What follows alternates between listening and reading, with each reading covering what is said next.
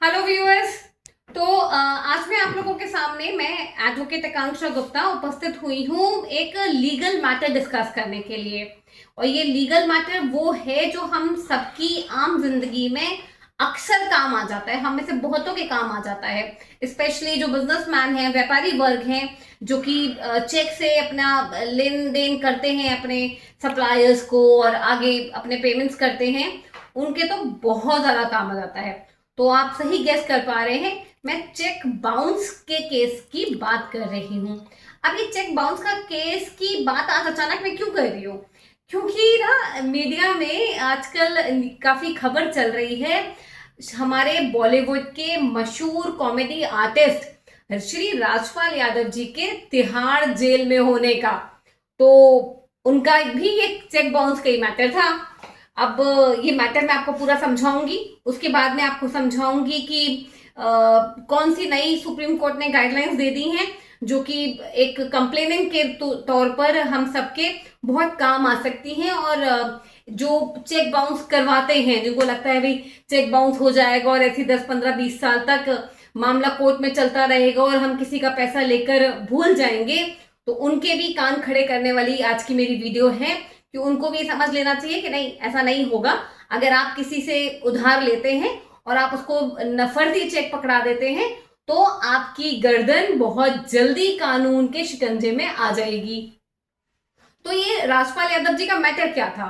इन्होंने 2010 में एक फिल्म बनाई जिसमें कि प्रोड्यूसर बनाया अपनी पत्नी श्रीमती राधा यादव को, और उस फिल्म का नाम था अता पता लापता।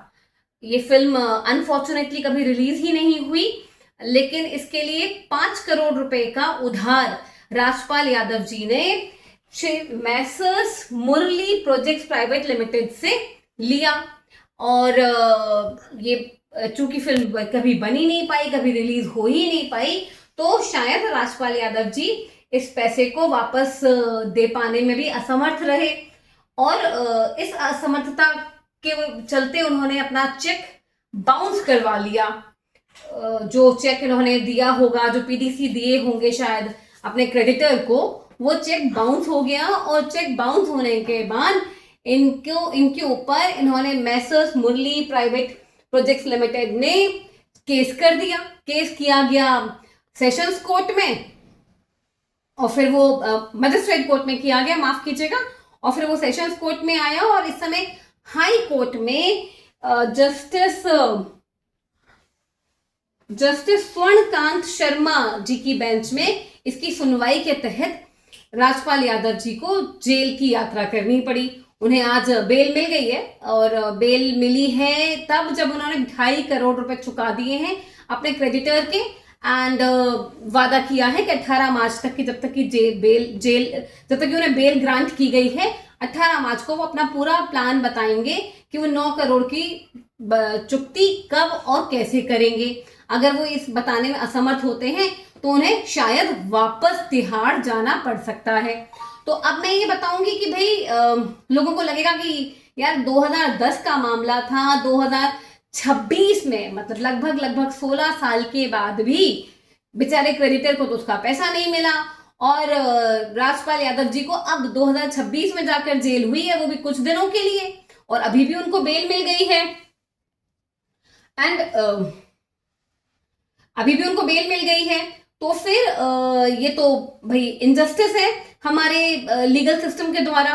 तो इस पर मैं आपको बताऊंगी कि सुप्रीम कोर्ट ने 2025 में न्यू गाइडलाइंस इशू कर दी हैं, और ये गाइडलाइंस इशू की गई हैं, ये गाइडलाइंस इशू करी गई है संजाबी तारी वर्सेस किशोर एस बरकर के मामले में। और ये गाइडलाइन 27 सितंबर 2025 को सुप्रीम कोर्ट में प्रोनाउंस की गई थी, जो कि इंप्लीमेंट हुई है 1 नवंबर 2025 से। तो ये गाइडलाइंस हैं क्या? ये गाइडलाइंस कहती हैं कि भाई किसी भी तरह का चेक बाउंस का जो केस आता है under section 138 of negotiable instrument act 1889, इसमें आप समरी ट्रायल मैंडेटरी कर दी गई है अनटिल एंड अनलेस आपका बहुत ही बहुत ही पेचीदा मामला हो, बहुत कॉम्प्लिकेटेड मामला हो, तो ही आपको समरी ट्रायल से एग्जेम्पशन मिलेगा, अदरवाइज समरी ट्रायल कर दी जाएगी। अगर एक ही सेट ऑफ पार्टीज के साथ मल्टीपल चेक्स बाउंस हुए हैं तो उन सबको क्लब कर दिया जाएगा, उन सबकी ट्रायल एक साथ चलाई जाएगी। एंड इसके अलावा जो तीसरी चीज बताई है वो ये है कि भाई आप जो भी सम्मन्स कोर्ट भेजेगा या जो भी नोटिस कोर्ट भेजेगा वो ईमेल के जरिए, व्हाट्सएप के जरिए या इवन पर्सनल फिजिकल डिलीवरी के जरिए भी भिजवाए जा सकते हैं। फिजिकल डिलीवरी मतलब आपका, जैसे इस केस में राजपाल यादव जी के केस में मुरली प्रोजेक्ट्स लिमिटेड अपने किसी वकील को राजपाल यादव जी के ऑफिस या घर भेजकर उनके हाथ में नोटिस पकड़ा के आ सकते हैं। ये परमिशन भी सुप्रीम कोर्ट की इन नई गाइडलाइंस में प्रोवाइड कर दी गई थी। अच्छा, अब ये मामला पूरा होना कैसे होता है, मैं आम जनता की सुविधा के लिए यहाँ पर एक्सप्लेन करूंगी कि भाई अगर मान लीजिए आपको किसी ने चेक दिया, आपने तो सबसे पहली बात तो ये कि चेक आपको जब मिले, जिस भी डेट का मिले, उसके 3 महीने के भीतर विदिन 3 मंथ्स आप उसे प्रेजेंट कर दीजिए बैंक में, क्योंकि 3 महीने के बाद किसी भी चेक की वैलिडिटी खत्म हो जाती है। 3 महीने में आपने जब चेक प्रोड्यूस कर दिया, उसके बाद आपको अगर बैंक बताता है कि भाई आपने जिस अकाउंट से आपके पास पैसा आना था, इस चेक का जो बियरर था वो अगर वहां पर सफिशिएंट फंड्स नहीं है, तो आप बैंक से एक क्लियर रिटर्न रेमिटेंस की स्लिप होती है जो बैंक देता है, वो बहुत ही केयरफुली लीजिए, जिसमें कि ये क्लियरली मेंशन होना चाहिए बैंक की तरफ से कि cheque bounce due to insufficient funds. तो जब ये आपको रेमिटेंस, रिटर्न रेमिटेंस बैंक से मिल जाएगी, उसके बाद आप एक लीगल नोटिस अपने किसी वकील के थ्रू भिजवा सकते हैं, लेकिन वो भी विदिन 30 डेज। ये डेट से, ये टाइम पीरियड याद रखिएगा, लिमिटेशन एक्ट के थ्रू मैं टाइम पीरियड आपको बता रही हूं कि 3 महीने के अंदर आपको चेक प्रेजेंट करना है और बैंक से रिटर्न रेमिटेंस स्लिप मिलने के 30 दिन के अंदर, विदिन 30 डेज, आपको लीगल नोटिस भिजवाना है अपने डेटर को जिसका चेक बाउंस हुआ है। और इन सब लीगल नोटिस के 15 दिन के अंदर अगर आपका पैसा वापस नहीं आता, तब फिर आप मजिस्ट्रेट कोर्ट में केस फाइल कर सकते हैं with a copy of legal notice, with a copy of bank remittance slip and with a copy of cheque bounced. ये सारे आपके एविडेंसेस होंगे जो बहुत ही इंपॉर्टेंट है। अच्छा, इसमें जो सुप्रीम कोर्ट की जो नई रूलिंग्स आई है ना, इसमें इन्होंने, सुप्रीम कोर्ट ने ये भी कह दिया है कि आप कंप्लेनेंट का जो रिटन एफिडेविट होगा ना कि भाई हाँ हमारा ये चेक बाउंस हुआ, वो सारे एविडेंसेस ये लगाएगा जो मैंने अभी अभी आपको बताए, तो कंप्लेनेंट को गवाही देने के लिए कोर्ट में आने की जरूरत नहीं पड़ेगी। ये सुविधा दी है सुप्रीम कोर्ट ने कंप्लेनेंट को।